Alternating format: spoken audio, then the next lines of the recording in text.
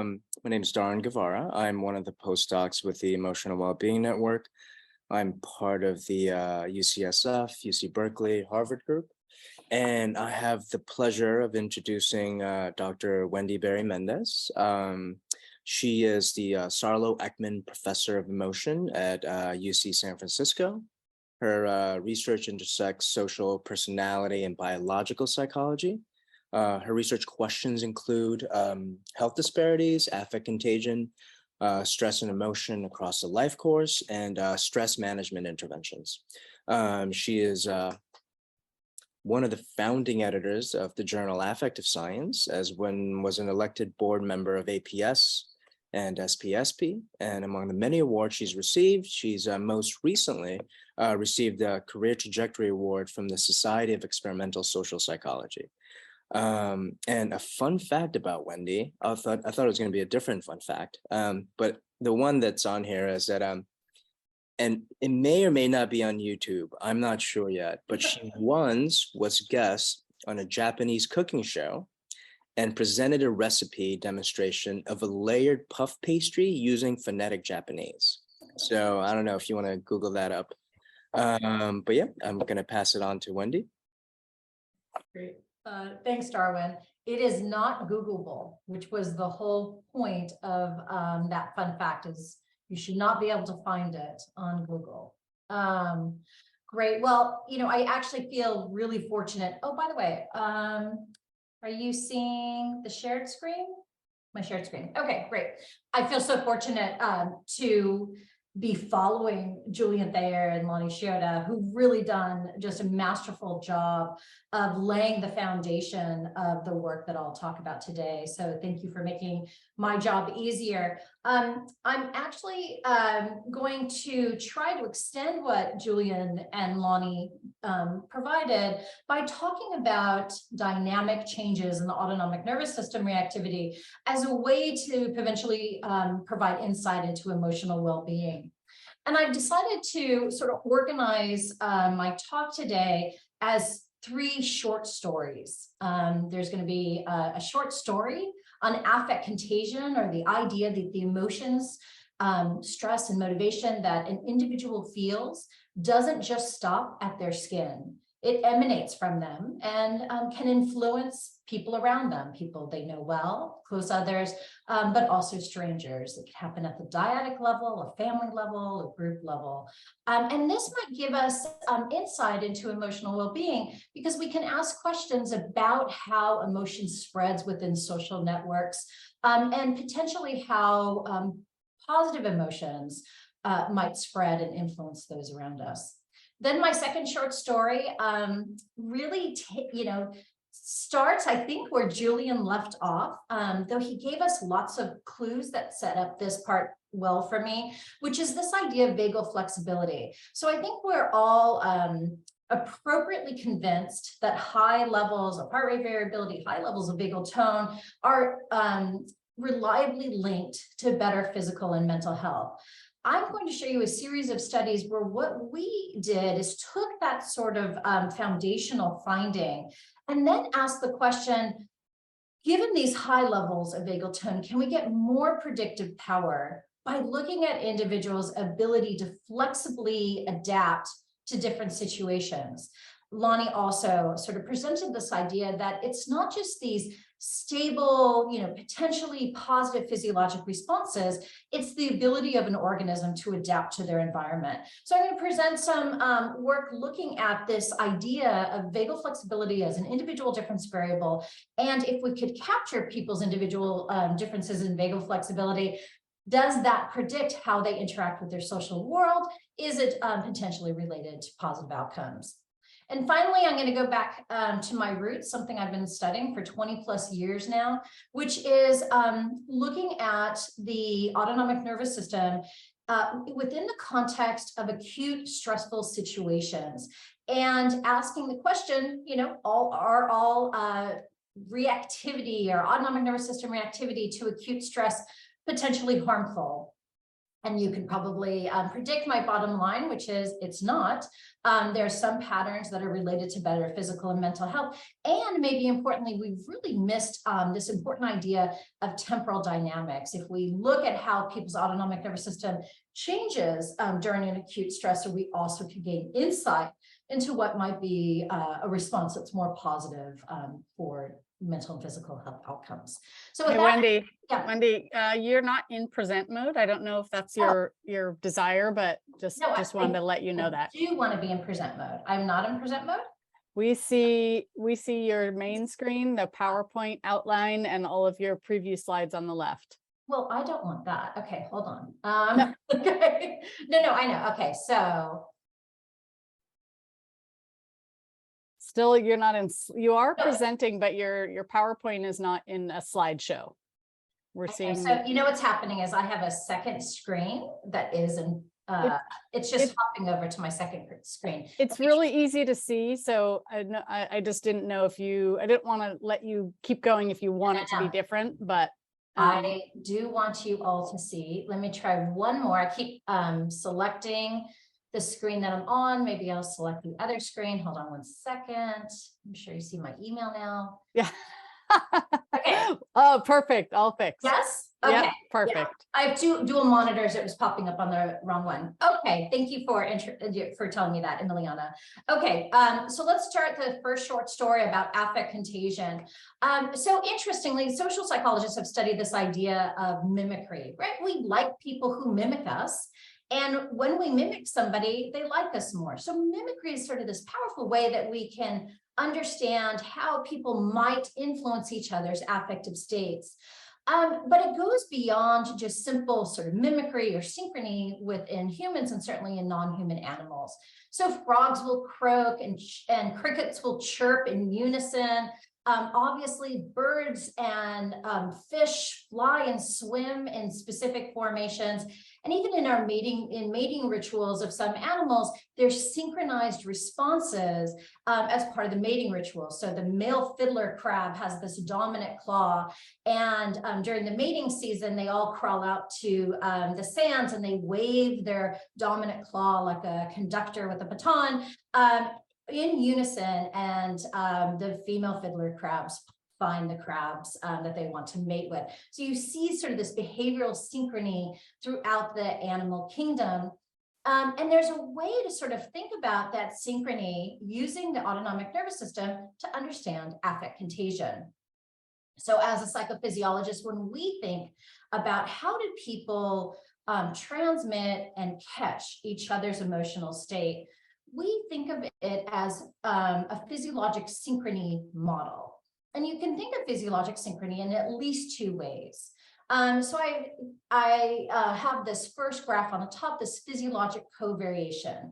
So imagine you have two subjects in your lab or in the world, but you're measuring their physiology, and you're getting both of those streams of data in at the same time. And we could ask that at any one point in time or multiple periods of time, to what extent are those two people's physiologic responses concordant?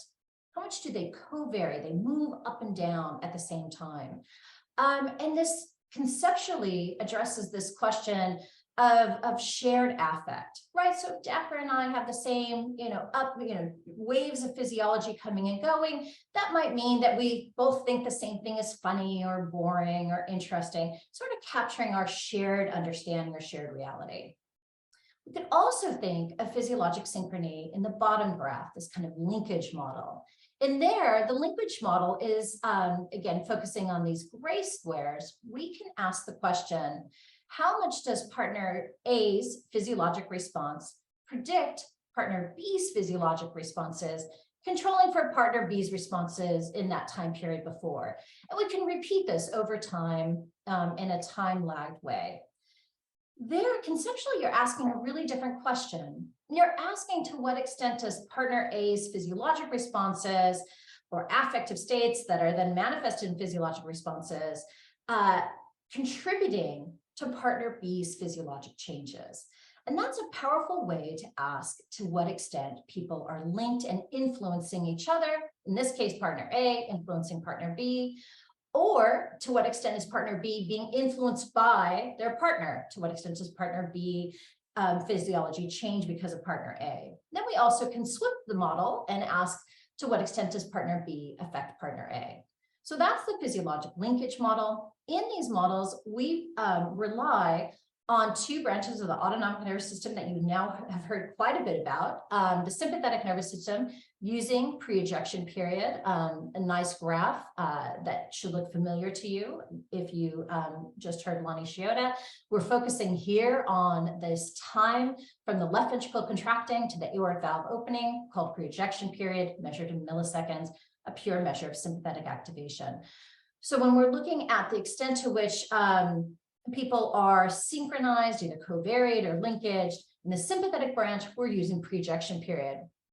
We can also ask these same questions, but focus on the parasympathetic nervous system, and specifically high frequency heart rate variability, also known as respiratory sinus arrhythmia. And these two branches of the autonomic nervous system provide really different insights into how affect is spread during dyadic, but also group and team interactions as well. So I'm going to give you one example of some of this work.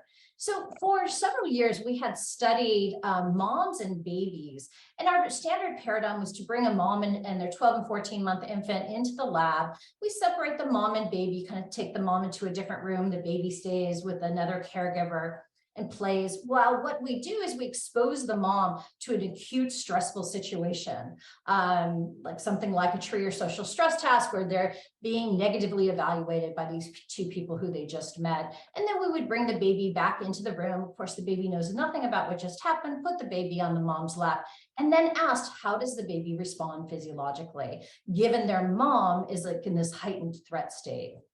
In some follow-up studies, we were really, so the bottom line was that the baby picks up on that stress contagion of the mother. So the baby's response to a mom who just completed a stressful task looks very different than a mom who just did like a control neutral task.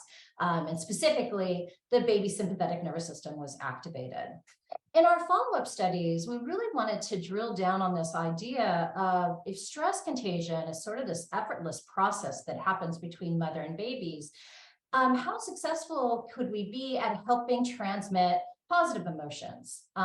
So taking the same paradigm, we brought in mothers and their babies, 12 and 14-month infants into the lab, separated the mother and child, and then randomly assigned the mother to the same kind of stressful context, an evaluated trier, or the other half of the mothers got to sit in a room at the same amount of time, and they watched a video that we constructed to engender positive emotions. And it wasn't just positive emotions, it was like social connection moments. So pictures of families, of happy parents, of loving couples, of kids playing, and reminding them with sort of beautiful music and phrases that really those special times in our life are those that we share with loved ones. So really kind of, sappy, but quite effective emotion induction to sort of remind people that the best part of your lives are your social connection. Following that, there was also a few minutes of sort of meditative video where you saw landscapes and also listened to enjoyable music. Once the mothers either completed this very stressful task or a very relaxing and calm task, we then reunited the mother and their baby, put the baby right on top of the mom's lap, and they had this reunion period. And really our questions are, how does the mom respond to these very different types of tasks, stress versus relax? But more importantly, how does the baby respond once they're reunited? So let's first just start looking at the differences in the autonomic nervous system reaction to these stress versus calm states for the mother.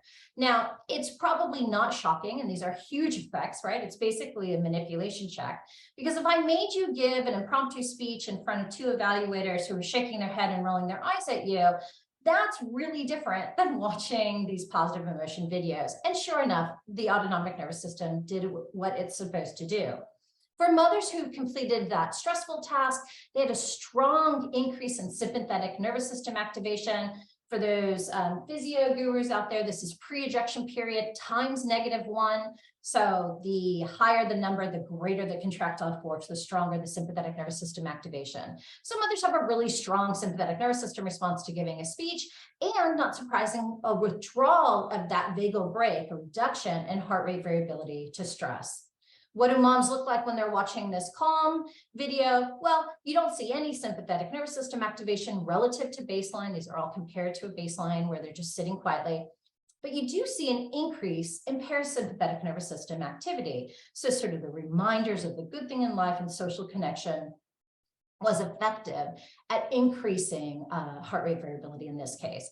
Now, shouldn't be surprising, but what was exciting for us is asking the question, and how did the babies respond once they were reunited? So let's start with the sympathetic nervous system. So again, here's the mom. That's what they look like during that stress task versus calm task. And here's that 3-minute reunion period when the infant comes in, knows nothing about what just happened to their mother.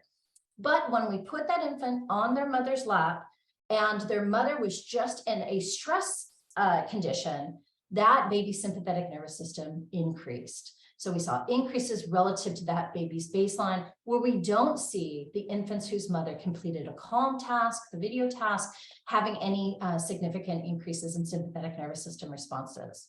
Now let's look at the parasympathetic nervous system. Again, reminder, the mother's parasympathetic nervous system differentiated, calm, increased heart rate variability, stress, decreased heart rate variability. How did the babies respond within that reunion period? Again, a mirroring of responses, and if anything, a very profound increase in parasympathetic nervous system activity for the baby whose mother's just completed the calm task. So at least in this case, what we see is contagion along the parasympathetic route when the mother is exposed to a positive emotion condition. Then we looked at this idea of synchrony, specifically covariation. Did those two systems, the baby's parasympathetic nervous system and mother's parasympathetic nervous system, did they start cohere and have more covariation during that reunion period? And sure enough, for those assigned to the calm, for the mothers assigned to the calm emotion induction, we did see covariation in the parasympathetic nervous system for the calm tasks, but not for the stress task.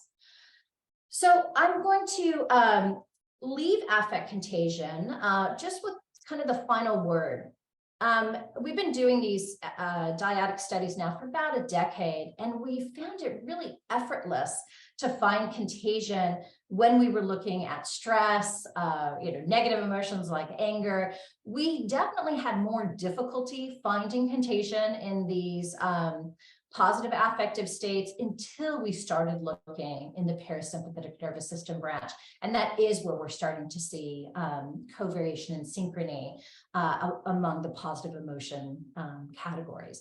So I agree with what you've heard from Jillian and Lonnie today, that I think it's probably an overstatement to say sympathetic nervous system is fight, flight, and parasympathetic is rest and digest. However, there's a reason that sort of heuristic exists because stress is really sensitive. Sympathetic nervous system is sensitive to stress, and parasympathetic system is much more responsive to calmer, relaxing states. All right, so on to my next short story, and again, nicely set up by the previous speakers. And this is specifically looking at cardiac vagal flexibility. So we heard from Julian that high levels of heart rate variability are effective in terms of being related to positive health outcomes. So higher vagal tone is linked to less incidence of cardiovascular disease. As we grow older, our vagal tone, heart rate variability decreases, and definitely linked to more negative health outcomes. And while that literature is robust and strong, I think we've really missed this opportunity to look at how flexible the parasympathetic nervous system is, and how that might give us insight into understanding outcomes. Because a high steady state or a low steady state of any physiologic system doesn't tell you about that system's ability to adapt to new situations. And the autonomic nervous system is designed to help us adapt and orient to new environments and new challenges. So the extent to which one has greater flexibility, potentially the more they're going to effectively respond to their environment. So this is how we sort of think about this. You can imagine that even if people had similar resting heart rate variability, so this might be a resting heart rate variability when you're just sitting and relaxing, but then I exposed you to a task, and let's, for the purposes of setting up my studies and identifying that cognitive tasks and attention tasks are especially useful tasks to look at people's ability to suppress their vagal brake and see a reduction in heart rate variability. So you can also see reductions in heart rate variability with emotion tasks, but cognitive tasks also have this sort of unique property. If I focus my attention, my heart rate variability decreases. So in person one, imagine that their vagal tone is sort of relatively high at baseline. I expose them to a cognitive task. They reduce in their heart rate variability as they function on that attention task, and then I take the task away and they overshoot. They actually have a vagal rebound shooting over their resting levels. So person one would be characterized as having large vagal flexibility, where person two also has high vagal tone at rest. I expose them to an attention task. They have very little reduction in heart rate variability and then no vagal rebound to overshoot. This person we would have limited vagal flexibility. Their systems aren't responding to the new challenges in their environment. And we wanted to ask the question, are these individual differences in heart rate variability, one, are they stable? I mean, does this actually capture something that's like person specific? And two, if it does, how might it predict people's interactions with their social environment? There was much theory by Stephen Porges, for example, that this flexible parasympathetic nervous system would be related to more responsiveness with people's social and emotional world. So our prediction here was that those with larger vagal flexibility would be more sensitive to their social and emotional environment. And so we've run a series of studies, and I'll just highlight one example where we bring in subjects, we measure their baseline heart rate variability at rest, and then we expose them to a multiple object tracking task. So in this visual tracking task, they see a series of black dots, a couple dots turn yellow and blink at the beginning, and then these dots sort of move around randomly, and you're supposed to keep track of those dots that turned yellow in the beginning. It takes concentration and attention to track these properly. The black dots stop moving after a couple seconds, and then the subject's task is to click the black dots that were previously yellow. This task is related to executive capacity, so people with more executive functioning are better at it. And how it works is you progressively increase the number of dots to track. People can reliably do 2, they might even be able to do 3. You hit 4, 5, 6, it gets more difficult. But what it does do is it reliably is associated with an overall decrease in heart rate variability, even though there are clearly individual differences in this. So we take that heart rate variability from baseline and we subtract it from the heart rate variability during the attention task. So if somebody, it was at baseline at about a 7 and high frequency heart rate variability, and then during this task, they went down to a 5. We'd start with 5 minus 7 or a -2. So -2 would be their cardiac vagal flexibility. We multiply that by -1 just so that higher scores mean more flexible. Then in a series of studies, we asked a couple different questions. Now that I know somebody's individual differences in heart rate vagal flexibility, how does that predict their responses to their social and emotional world? I will say we've also looked over time to confirm that these are individual differences. So when people come back to the lab multiple times and we measure their responses to cognitive tasks, there's a correlation that's similar to like a moderate personality test, so somewhere about 0.7 to 0.8 reliability, their consistency in their vagal flexibility. So we have people, for example, do things like read the mind in the eyes. So this is an emotion detection task where people just see, the eyes, and they determine what that person is feeling from a selection of 4 adjectives. And what we found is that the greater the vagal flexibility was during the attention task, the more accurate people were in the mind and the eyes task. So the more flexibility I have, the better I am at detecting the emotions from this particular static images. We also ran some additional studies where we, again, measured individual differences in cardiac vagal flexibility, and then we exposed people to different tasks. And in some of those tasks, they completed a stressful, true or social stress task in front of rejecting evaluators who rolled their eyes and crossed their arms while they were speaking, or an accepting a group of evaluators. So they nodded and smiled and leaned forward, indicating approval. And what we found is that the greater the vagal flexibility, the more sensitive people were to the social environment, meaning that when you had greater flexibility and you were exposed to rejecting feedback, that hurt more. They had higher blood pressure, they had greater cortisol, and they reported feeling less sociable. But importantly, if you had greater flexibility and you were getting this positive feedback, it felt better, right? You had less of a threat response. You felt good about yourself. So you were able to sort of see those subtle changes in the environment and respond in an appropriate manner, right? If a group is rejecting you, being able to sort of accurately detect that and respond accordingly versus a group that is accepting you. So that is my short story on vagal flexibility. I think there's lots of opportunities here with cardiac vagal flexibility and really the autonomic nervous system in general of capitalizing on how people individually respond based on the demands of a situation, and when it's an appropriate response, to what extent does that lead to more positive outcomes.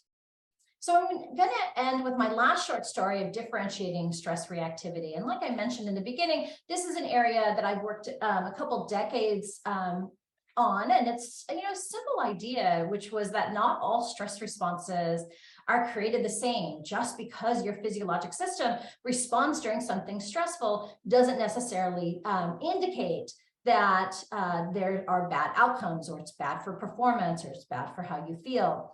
But rather, you can have a physiologic response, an arousal state that your sympathetic nervous system increases, but that it's good for performance, it's good for health, and it's good for outcomes. So this is the challenge versus threat distinction, or also sort of thought of as good stress or bad stress. So if I really quickly went through this, challenge response is what we think as a physiologically tough or resilient response, is when resources exceed demand. So if I just ask people, how stressed are you, right? That's a demand. But if I ask you more questions, well, are you the kind of person who does well in this situation? Do you have the resources to cope? Do you feel socially supported, which is a really critical resource? That ratio of demands to resources is critical. And when resources meet or exceeds demands, we infer that people are in a challenge state. There are emotion and motivational responses that are linked to these challenge states, but let me just identify, for the purposes of this webinar, these differences in autonomic reactivity. So greater sympathetic nervous system responses in challenge relative to threat. So in both cases, you have an increase in sympathetic nervous system responses, but in challenge states, we see even greater sympathetic nervous system responses, increases in what is called cardiac output. It's an indication of how efficient the heart is processing the blood. We see vasodilation, those periphery, those vessels that carry that oxygenated blood expand and dilate, getting more blood to the effector muscles in challenge. We see constriction or tightening in threat states, and blood pressure differences in both. But again, a stress state will often increase blood pressure, but it's in the threat state that we see even more exaggerated blood pressure responses. But what I think has been not attended to as much is the temporal features too. So yes, these are these patterned responses, but what happens over time? What are the dynamic changes that would help us understand these challenge and threat differences? Well, In terms of sympathetic nervous system responses, a challenge response is characterized by a quick and steep rise to a peak. So if I introduce a stressful task to you, evaluators come in and we say, go ahead and give a speech on the strengths and weaknesses that you have as a person, a positive physiological response, according to this theory, is a quick rise to your sympathetic nervous system peak. Like it happens fast. Think of it as physical exercise, right? If you sprinted, your body doesn't take a long time to get to that peak performance. It rises quickly. But then there's also habituation, meaning that during that stressor, an evaluated speech, for example, your sympathetic nervous system starts to decline a couple minutes in. You start getting more relaxed, like, okay, I feel the groove now, right? I'm still elevated, but I don't need as much as that strong peak that I needed right in the beginning when uncertainty was at its greatest. Then take away the stressor. What happens to your system? Well, a positive response, more healthy response, is going to be a really quick recovery back down to those baseline levels. And you again can contrast that all to these different temporal characteristics that we expect in a threat response. We can take this and really here's this lack of habituation. This is really the challenge and threat, healthy versus unhealthy differences that I just described. But look at all the different dynamics that we can use to think about, are the responses of the sympathetic nervous system healthy or unhealthy? Are they potentially positive or undermining? We can think of anticipatory response, right? So if you are at elevated sympathetic nervous system response, days before your dissertation proposal, when you don't need that metabolic effort, right? That's going to be relatively unhealthy versus, chill and going into it. And maybe like right before I go into the dissertation proposal, then I have my peak response.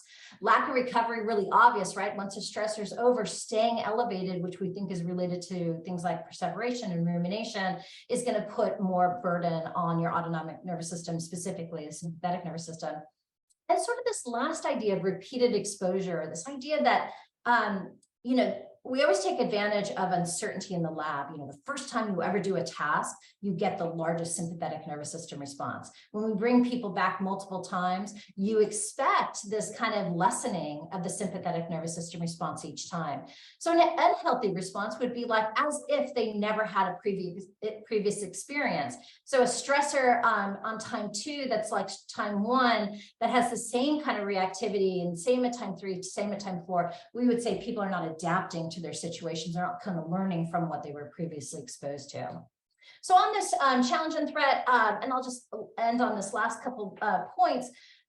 We see evidence that challenge is associated with better performance, for example. So when we recruited collegiate athletes into the lab and had them give a speech about, their future athletic season and sort of talk through, they were in this clutch game and what would they be doing and how are they thinking about performing, the reactivity during that speech predicted the statistics from their performance on the field in that subsequent season. We've also looked at students about to take the GRE and looked at reappraisal, the extent to which they're thinking about their physiologic responses during the test taking. We found that the more they reappraised their physiological arousal as a good thing, the better they did on the GRE.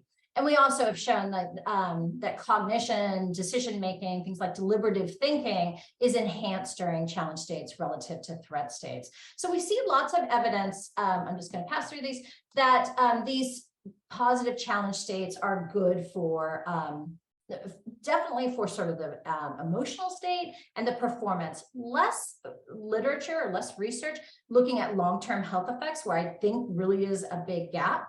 We certainly see time concordant effects, but in terms of like, does this predict, heart disease 20 years later? We don't have good data on that. So just to end, 3 short stories that I told you about, all of them I think could be leveraged to understand how emotional well-being affects our physiology and how that might be the mechanism that leads to better health and better health behaviors.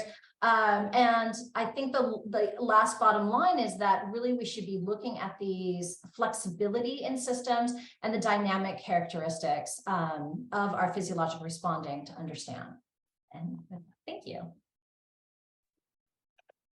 That was great. I mean, I personally love short stories, so that was awesome. Okay, we do have a few questions for you, Wendy. One's from Maytal. I'm just gonna go through these, and feel free to write down the questions below too. One of the question is, this is for the mother and infant study. What is the hypothesized mechanism for the physiological synchrony between the mothers and infants? And did the mothers who experienced a different task express different nonverbal cues that the baby picked up on? Yeah, Maytal, great question. So if this hadn't been a webinar on emotional well-being, I would have gone down that rabbit hole of mechanisms, because clearly, right, these are sensorial mechanisms for which the baby is detecting these changes. So I have a really clear answer for half of my story, which is on the stress contagion. So we knew, so we explored lots of sensorial mechanisms, things like odor, sight, sound. Does the mother's voice sound different? We do have some data showing that in threat states, the acoustic properties of your voice sound different, right? So, and we did encourage the mothers to talk to their infants upon reunion. With stress contagion, in some follow-up studies, we manipulated the role of touch. So I mentioned that those babies went back on the mom's laps, not in every study. And when we put the babies in a high chair and next to the mom compared to the babies on the mom's laps, stress contagion did not occur at the same levels in a high chair. So we think touch is really powerful for stress contagion. But now here's the other part of that story. The high chair manipulation had no influence on the RSA covariation. So that isn't the mechanism, right? And we think it's probably a mechanism like voice and maybe facial expressions of the mother. That was why we saw RSA covariation after the positive emotions. Can I ask a follow-up on the contagion short stories? So you mentioned that you think that the parasympathetic nervous system is sort of the system that we'll look at for positive emotions in terms of contagion. From that vantage point, do you think theoretically that there are certain positive emotions that might be more contagious than others? And if so, what do you think those profiles are physiologically? Yeah, and that's a great question, Darwin. And you're right, I did kind of say that, though I do think the sympathetic nervous system just overshadowed all the positive features of the emotion. And that, so when I said we keep looking at the sympathetic nervous system and seeing effortless contagion for negative emotions, it's not that I think something like an excitement wouldn't be experienced as sympathetic covariation. I think we haven't quite done those right studies so I don't want to dismiss the sympathetic nervous system as not being useful for positive emotions, because clearly, right, I think the sympathetic nervous system activation is a positive feature depending on the context, right, where it would make lots of sense. In terms of like which specific positive emotions, calm was a really effortless one, like I said, to see covariation. And we've done a little bit with gratitude, trying to see the extent to which I feel grateful. Does my partner, and this work is with Amy Gordon, so the extent to which when one spouse is feeling really grateful and expressing gratitude, do we see physiological covariation? Again, primarily, we think of the parasympathetic nervous system rather than the sympathetic nervous system. But in an embarrassing, admission, I'll say we've gone after the negative emotions because they've been a little bit easier to both engender and see the effect, but we're not giving up on positive emotions. Sounds great. I think humor would be a great one too, like feeling funny things. Yeah. Okay, so one's a comment from Ben with a follow-up question. So he said that these consistent beneficial associations with HRV are somewhat surprising given that it indicates increased sensitivity. So increased sensitivity to all sorts of stimuli, tactile, auditory, taste, is often associated with increased risk for psychopathology. So how do you sort of reconcile these? Yeah, and I really appreciate that question, because I think it's a great question that most psychophysiologists, I think, would answer it similarly, which is, for the most part, there's going to be J-shaped functions in a lot of these responses. And I think June Gruber, for example, and Iris Moss have terrific work showing that, at really high levels, you can possibly have too high of levels of parasympathetic nervous system, that there might be some point where you hit too much of a good thing. And I think that's where possibly that psychopathology would fit in. I will say this on a caveat though, and I think I say it because it surprises people with sympathetic nervous system responses in task, performance and cognitive tasks. People have looked for that Yerkes-Dodson inverted U. Not only have they not found it, they haven't found the J either, right? Sort of that you hit some asymptote. And there's been some beautiful review studies where they took epinephrine from all of the Swedish population of kids about to take standardized testing. And they only found a linear association with cognitive performance. So the higher the catecholamines prior to a standardized test, the better the performance on those tests. Wow, that's great. Thanks. Sure. Okay, and then we have another one from Laura, and then I have a self-serving question. So Laura, are there other parameters of the ANS that could link to positive experiences that we haven't yet explored that you could think of? Yeah, I mean, go find Bob Levinson wrote a review paper, an emotion review, where he told all of us, go look somewhere else other than the sympathetic and parasympathetic nervous system. And I, Dacker too, like, what about like goosebumps and, do we do enough with like dilation, which, pupil dilation, which is linked to sympathetic nervous system. And, so I do think there are other parameters that are not nearly as well studied. Blushing, I think, is a good example. As another, so here's my self-serving answer. We spend a lot of time looking at EGG, electrogastric changes, so changes in the gut, and how they might be linked to things like physical disgust. And we were one of the few people who, really tried to leverage that enteric system, which is completely ignored in studying emotions. And that paper written with Amitai Shanav is in emotion. And I'd love to see more people be creative with the ways that we can measure the body's changes. Great. What's your self-serving question, Darwin? So it seems imminently that the challenge state is more adaptive, better for you. And I'm wondering, like, if you could think about it from a developmental standpoint, how do you get people in that state, or at least to have a tendency to be in that state from as a young kid, as a 10-year-old, as a teen, and as an adult, and later on in life, right? It seems like that this is a really good tendency to have. And how do we get people there, you think? Yeah, I think interventions are so interesting, and really where we should all be moving. So based on what I said today and sort of my thoughts on this is that I think trying to improve people's flexibility, right? So we keep doing this thing where it's like we take some measure from the sympathetic nervous system, let's say it's blood pressure, and we do these things to try to reduce it. Right? So things like, well, let's do paced breathing, right? Which might reduce it, and let's do meditation. But we don't do enough where we're also saying simultaneously, what can we do to like also increase it? So we're increasing people's total capacity. So not just decreasing the bad and increasing the good, but can we get people to like feel this full range of the physiological potential of our bodies so that they can more adaptively regulate? Because I can tell you, kids are really good at that, right? You make them run and their sympathetic nervous system skyrockets, they're done and it crashes. You make them, do something stressful and they, have these blood pressure increases, but then they recover. So I think we keep trying to like push down and suppress anything that's reactivity rather than trying to say, look, a healthy body is one that kind of moves around when needed.